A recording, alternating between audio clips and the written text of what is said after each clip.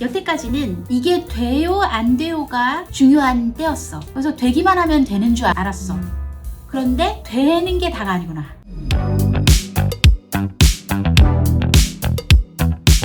이게 오늘의 제일 하이라이트가 될 건데, 개발사조차 GA4랑 구글 에즈를 분간이 좀 왔다 갔다 한다, 그 얘기를 했잖아. 구글의 집의 형제들인데 다 하는 일이 각자 다르니까. 그런데 여기에 한 놈이 또 있어. 얘가 다가 아니야. 형제가 태그 매니저라는 애가 있어. 태그 매니저가 몇 개가 들어가 있고 막 그런 거. 태그 매니저가 이게 문제야. 이 태그 매니저는 구글 에즈 태그나 GA4 태그처럼 태그 자체가 아니야. 매니저잖아. 태그를 관리하는 툴이야. 그런데 이게 어떻게 문제를 일으키냐면, 그 회사에 이제 내가 설명을 해주려고 그림을 그리기도 힘들어. 이걸 갖고는 아무도 이해를 못할 거야. 이 얘기를 하자면, 내 쇼핑몰 상태가 구글 에즈 태그가 좀 4개가 있어. 구글 에즈에서 전환을 봐도 0으로 된 전환이 막 있고, 전환이 데이터가 들어오는 게 있고, 똑같은 게 여러 개야. GA4도 4개나 돼. GTM이 이 태그 매니저거든. 요게 2개야. 그리고 또 여기에 날 코드라고 태그 매니저를 쓰지 않고 손으로 뚝딱뚝딱 해서 넣은 태그들도 몇 개 들어있고, 아주 난리야. 그런 상태인 거지. 그런데 문제는 그 첫 번째 회사는 그래도 모든 걸 다 자기가 컨트롤할 수 있었어. 그런데 이 쇼핑몰에 태그 매니저 2개 있다고 그랬잖아. 이거 태그 매니저의 권한이 이 회사에 없어. 그 외주사 같은 게 갖고 있어? 옛날에 뭐 크몽이나 이런 데서 어떤 개발자 낱낱한테 줬던 거지. 그러니까 자기 권한으로 하고 권한 안 준 거야. 그럼 어떻게 이걸 관리해? 그 사람을 찾아야지. 크몽에서 누구한테 뭘 줬는지 기억할 광고주 많지 않을걸? 못 찾는 거야. 그러니까 처음 세팅한 놈이 지가 권한을 갖고 안 돌려줬다는 얘기지? 왜? 쇼핑몰 주인이 요구하지 않았어. 잠깐만, 내가 이제 모르는 상황에서 이거에 대한 질문을 하면 그럼 태그 매니저 권한을 다 삭제하고 처음부터 다시 세팅하면 되는 거 아니야? 지금 그걸 하려고 설득을 하는 거지. 그걸 하려고 하면 돈이 들잖아. 이거를 내버려 뒀을 때 어떤 게 예상이 되고 이대로 계속 가도 된다. 그러나 여기서 뭔가 이상한 게 나올 수도 있다. 심히 걱정스럽다. 그런데 이 광고주는 돈이 들고 안 드는 게 문제가 아니라 여기서 심정이 상했어. 우리 건데 우리가 권한이 없다는 거에. 상할 수 있지. 이런 식으로 하면 안 되겠구나 하는 거에 대해서 여기 한 방을 딱 맞은 거야. 그래서 우리가 다 정리를 해줬어. 그걸 얘기를 좀 해주고 있는 거거든. 근데 이런 회사들도 엄청 많고, 내가 옛날에도 영상을 만들었어. 좀 전에 나랑 구글 판매자 센터 봤잖아.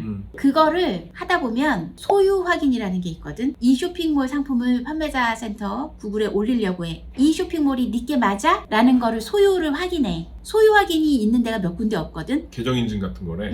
그런데 그거를, 그 소유 확인을 이 A 쇼핑몰이 내 겁니다 하는 그 이메일을 개발사 이메일로 해서 등록하는 게 있어.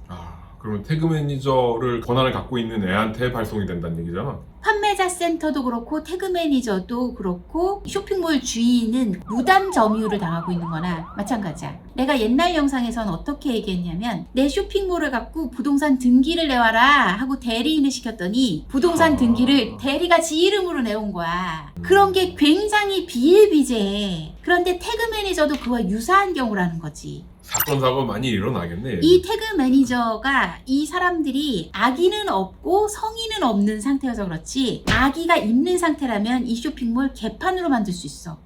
듣기도 안 해도 그래. 여기로 컨트롤할 수 있는 거니까 구매 버튼 누르면 다른 데로 딱 보내버린다던가, 온갖 마음먹은 모든 것들을 할 수 있는 거거든. 태그 매니저의 태그가 내 쇼핑몰에 들어가 있다는 건. 그러니까 물론 범죄를 일으켜서 좋을 게 없는 사람들이라 그런 일이 크게 벌어지지 않겠지만, 마음을 먹으면 무슨 일이든지 할 수 있다. 그렇지. 그 광고주는 그 말을 알아들은 거야. 이거 어떻게 하면 좋겠냐. 그러면 너의 태그 매니저 컨테이너를 만들고 거기서 새로 세팅을 하고 이 태그 매니저의 태그들을 다 지워야 된다. 걷어내야 된다. 그걸 이제 제시를 해서 다 했어. 이 컨테이너 하나에 여러 사이트가 다 들어가 있지. 관리하는 게. 그러니까 이 사람이 이 권한을 달라고 그러면 이렇게 작업을 해놓고 난 다음에 하나씩 떼내는 건 안 돼? 2번 일하는 거지. 그러니까 2번 일도 하기 싫고 권한도 줄 수 없다. 이게 관행인 거야. 그냥 하고 싶으면 새로 짜라 니네가. 줄 수 없으니.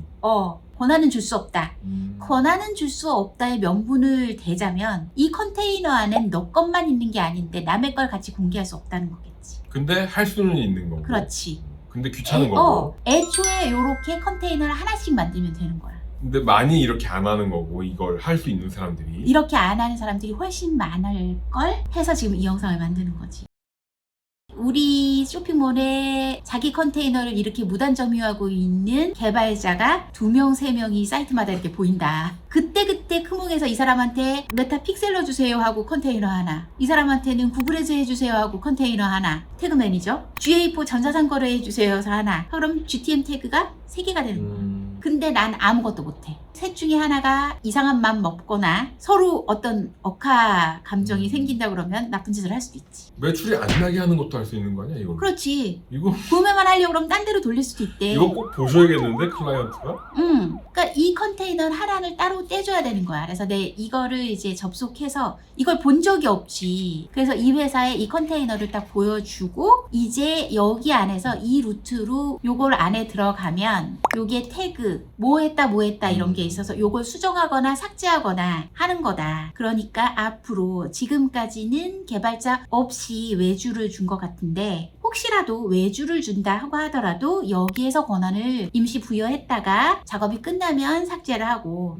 내부 개발자를 채용하더라도 여기에서 해라 하고 작업에 가이드라인을 줘야 된다. 안 그러면 예전으로 돌아가는 거다. 그러니까 구글 에즈를 할 때 구글 에즈를 담당할 직원이 이거를 컨트롤할 수 있게 해라. 그렇지.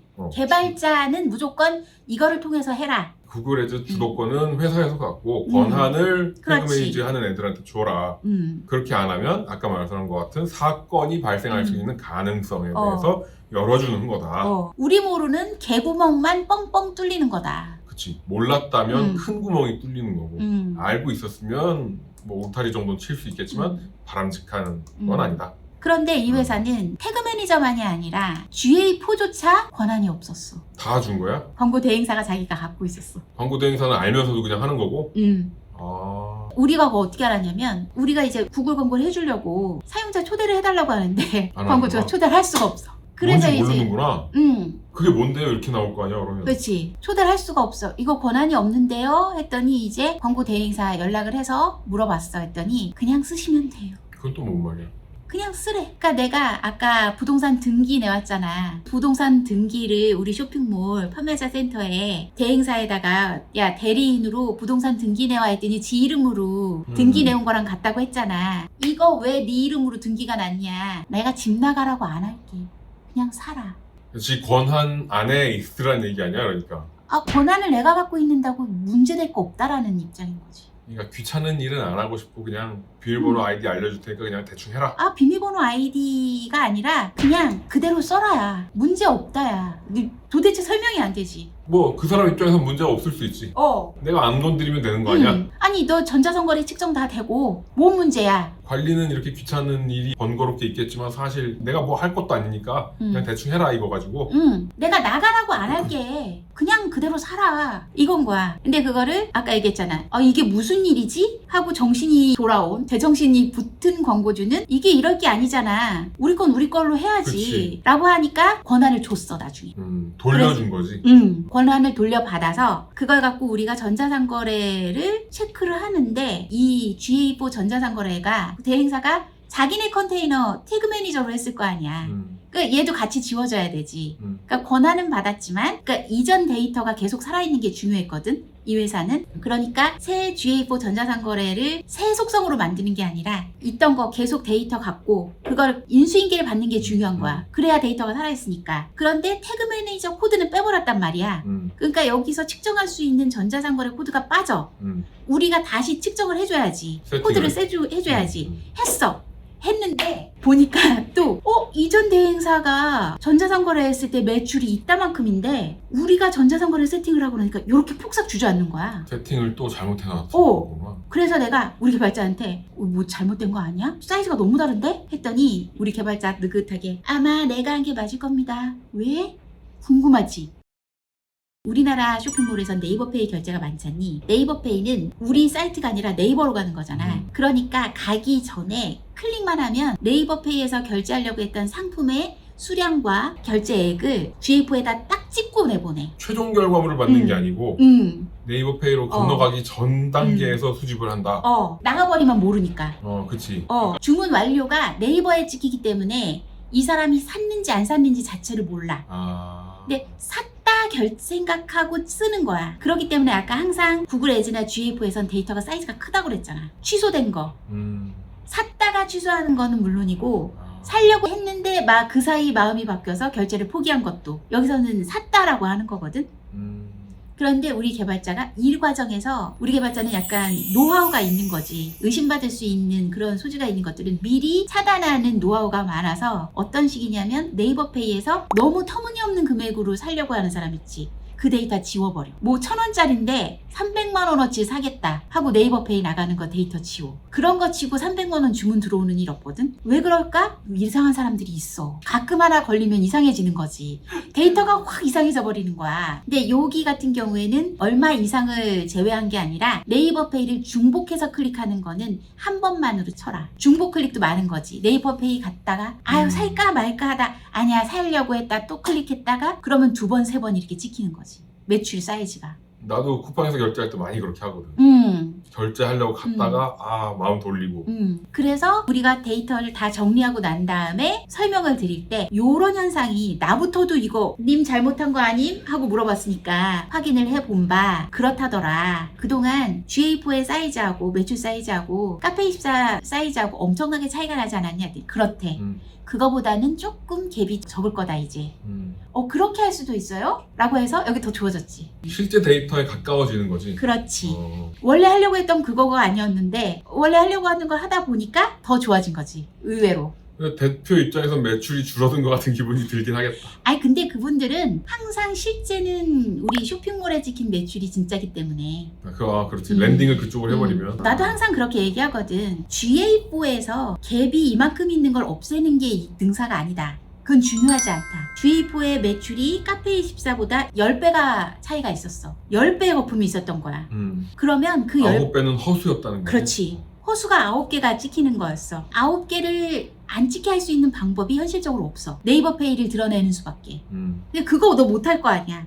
그러면 이 허수는 안고 가야 되는 건데 이 허수의 사이즈가 비율이 어느 정도인지는 인식을 갖고 추적을 해야 돼. 허수가 9개였는데 20개로 늘었어 라고 하면 이거 우리 브랜드에 약간 문제가 있는 거지. 반대로 이렇게 생각해봐. 9개였는데 허수가 2개, 3개로 줄었어 라고 하면 어떻게 해석할 수 있을까? 솔직히 현상 자체는 되게 바람직하지. 그지? 이건 확신의 구매 버튼인 거잖아. 그걸 가지고 데이터 분석해서 그렇지. 이쪽으로 좀 더 열심히 해보자 같은 이제 방향성을 수립할 수 있겠지. 그러니까 우리가 여태까지는 열에 하나 정도 구매해 줄 수 있었던 거가 셋 중에 하나가 확신을 갖고 구매하는 신뢰성 있고 친근한 브랜드가 됐다. 정성적인 평가가 가능해지는 거지. 아마 그때쯤 되면 카페24의 매출 사이즈도 전보다 커져 있지 않을까? 우리가 가보진 않았지만 예측할 수 있는 거잖아. 바람직하게 방향을 설정할 수 있다. 이게 뻥카 같은 데이터를 없앨 수는 없고 그 추이는 그거대로 계속 이게 간극이 더 넓어지는지 좁아지는지는 관찰의 대상이다. 이거는 재밌다. 또 헛소리로 하자면 물풍선 만들 때 공기가 많이 들어가서 물이 요만큼 차 있는 이만한 걸 들고 다니느냐, 물이 꽉 찼는데 요만한 걸 들고 다니느냐, 요거잖아. 그러니까 물을